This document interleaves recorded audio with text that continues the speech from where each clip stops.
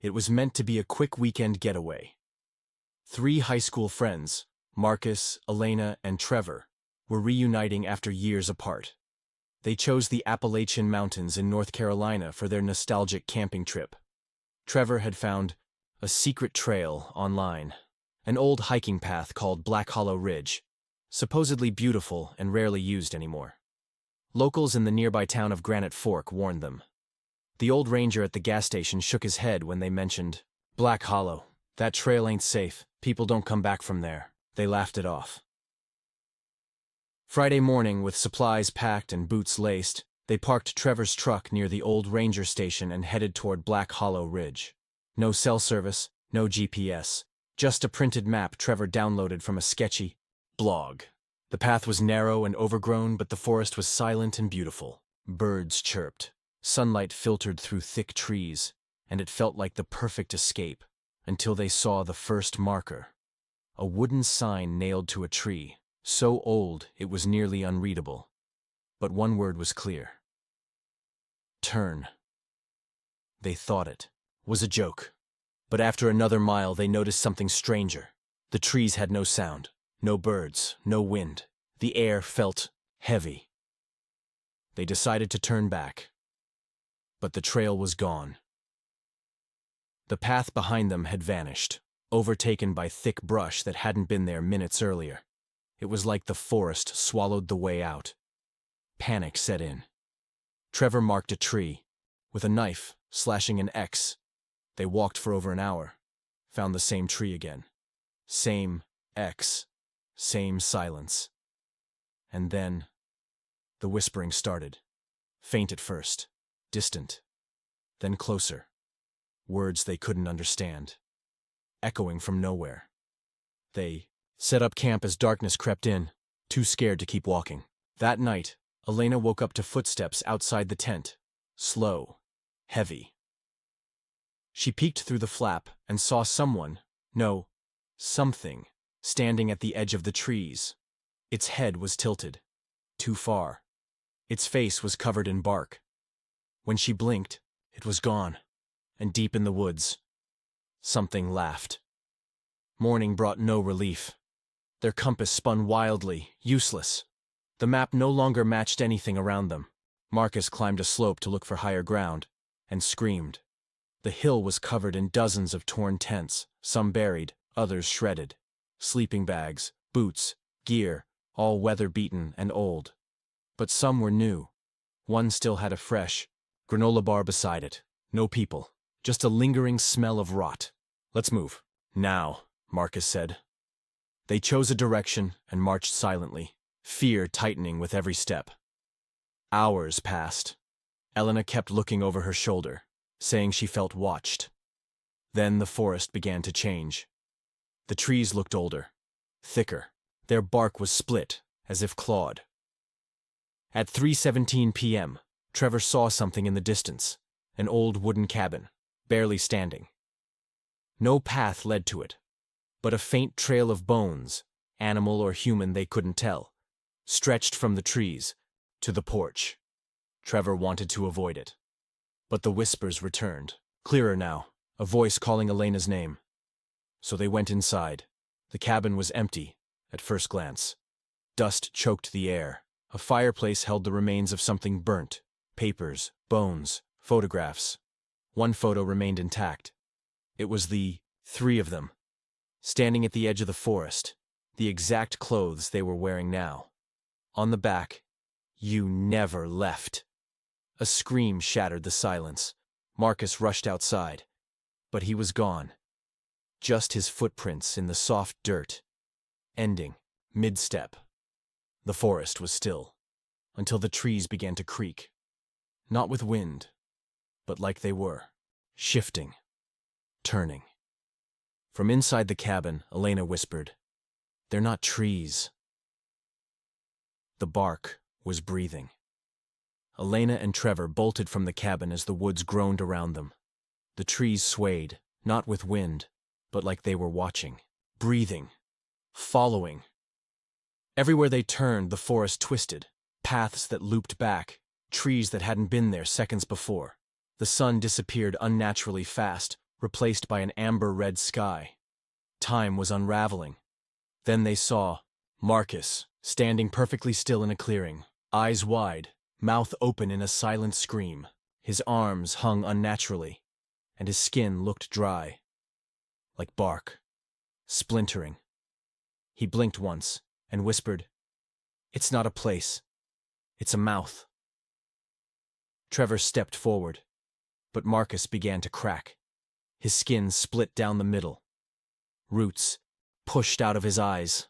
He fell, hollow, and the ground beneath him pulsed, as if alive. Elena screamed.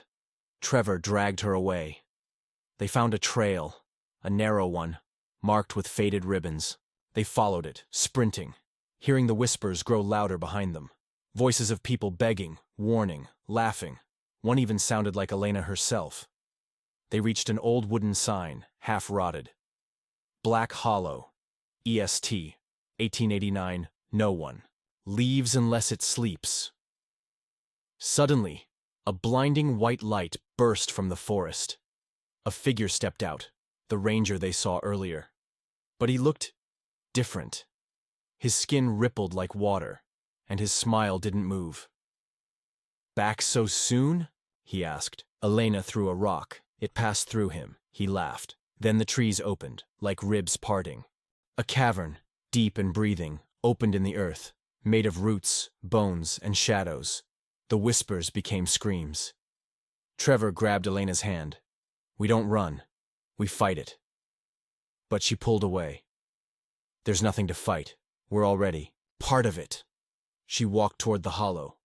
Trevor screamed, tried to stop her, but vines shot up, dragging him back. His vision faded, and then Trevor woke up. In his car. Daylight, parked at the edge of the trailhead, alone. A park. Ranger knocked on the window. "You okay? You've been sitting here for hours." Trevor looked around. No sign of Elena or Marcus. Just the trees, still. Silent. He tried to explain, but the ranger said, "Black Hollow's been closed since '93. People went missing. We don't let anyone near it now." Trevor glanced down at the passenger seat. A photo. Of him, Elena, and Marcus, standing in front of the cabin. On the back, in smeared ink. "It never sleeps." He turned to ask the ranger something. But he was gone. Only trees remained, and from them, the forest whispered his name.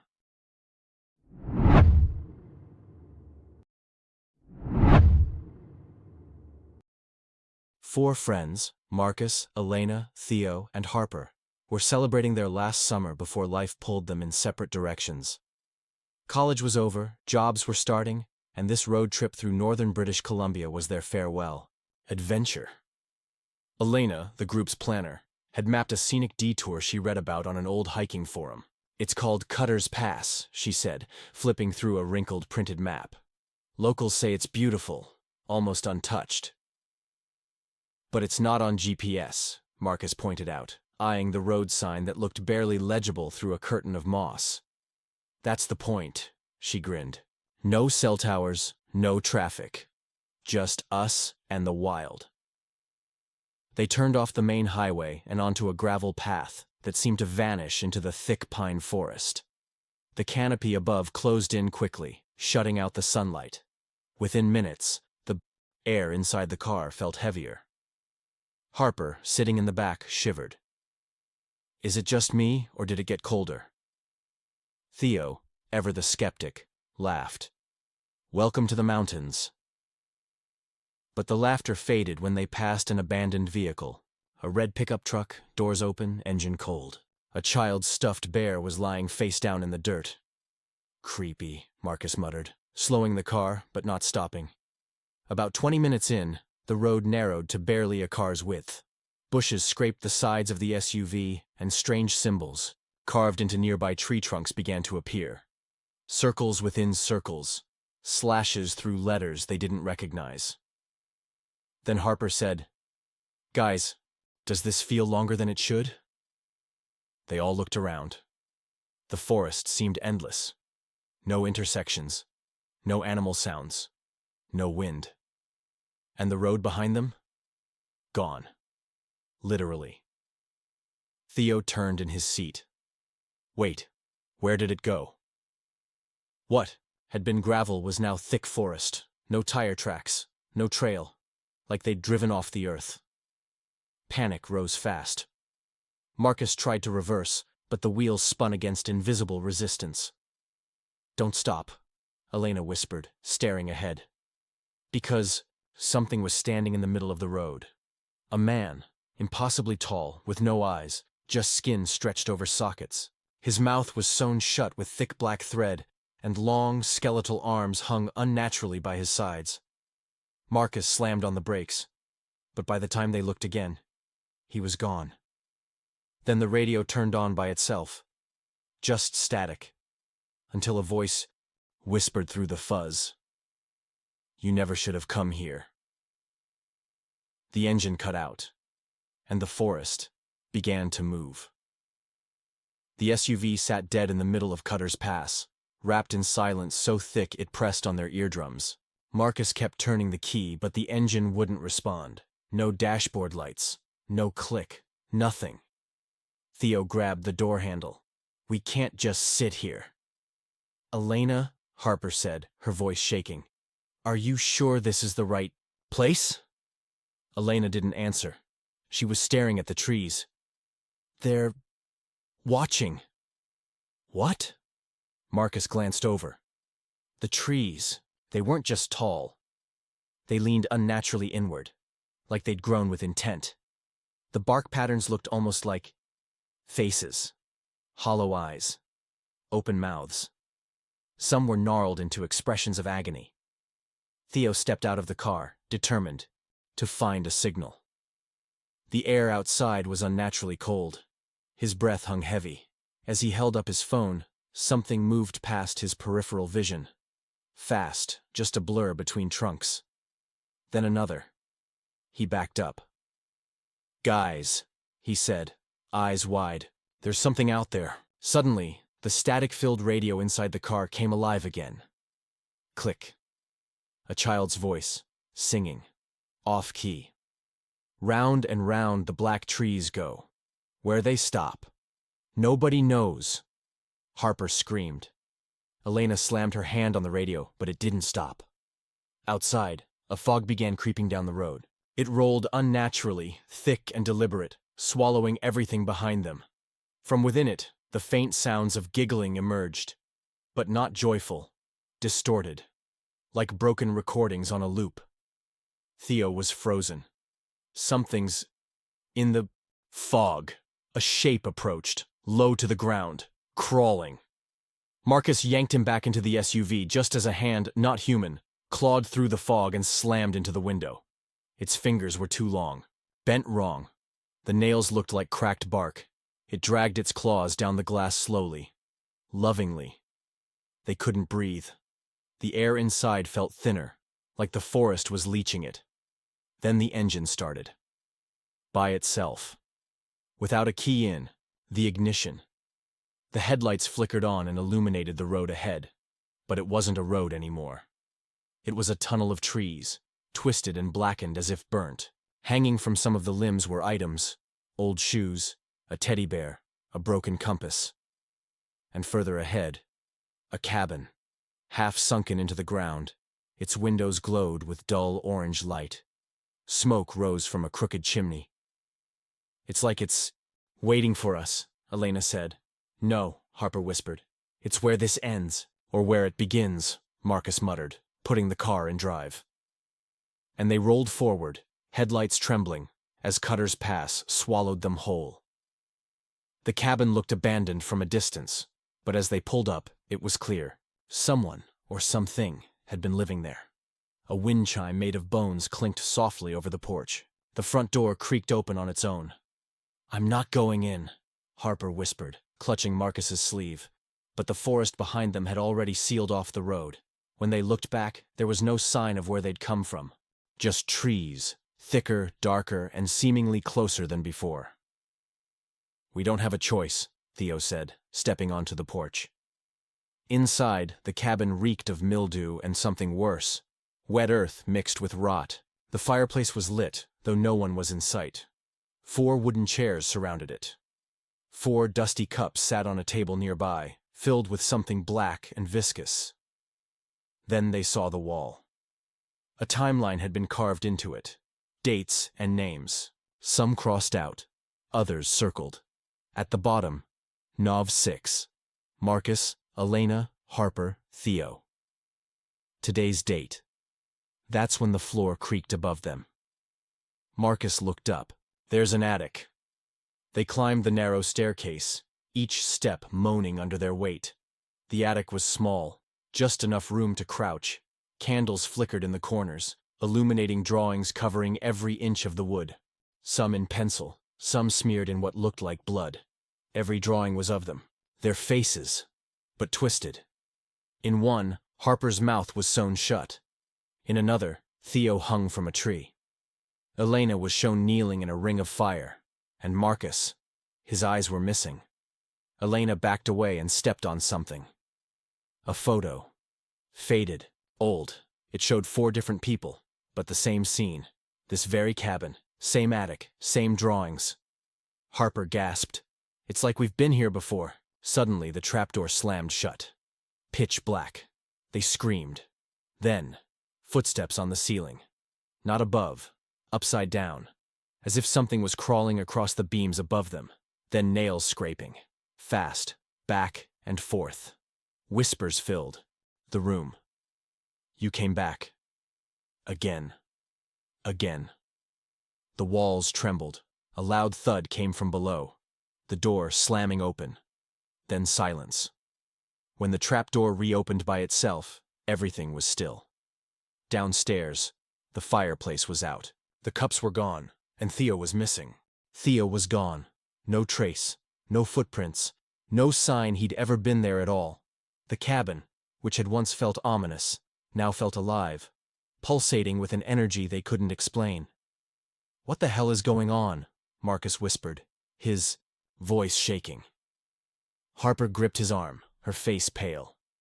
We have to leave. Now.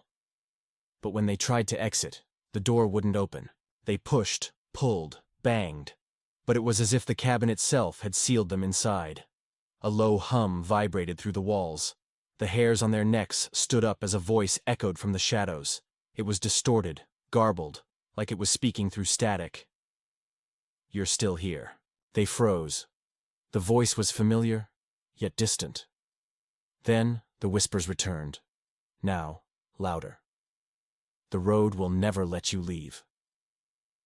Harper's eyes darted around, but the shadows in the cabin seemed to grow darker.